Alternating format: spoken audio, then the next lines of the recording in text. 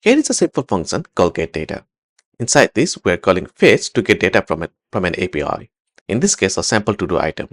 If you look at this curl over here on the terminal on the right hand side, if I run curl and the URL, you get this data, which is an object which has got user ID, title, and completed.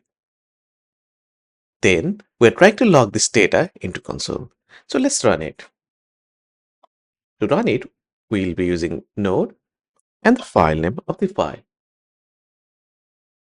async.js.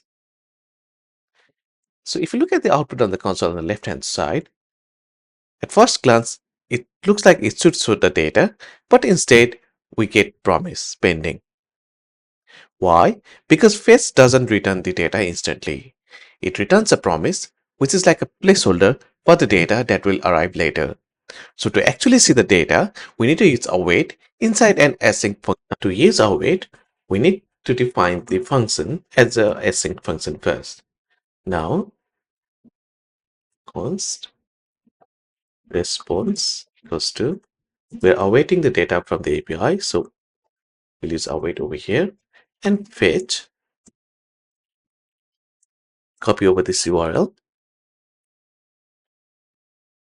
and replace and paste it over here. Next step, we need to assign data to the response. So const data equals to await until data is fetched, response.json. Now run this code again in the terminal. If you look at the terminal now, we'll node and the file name.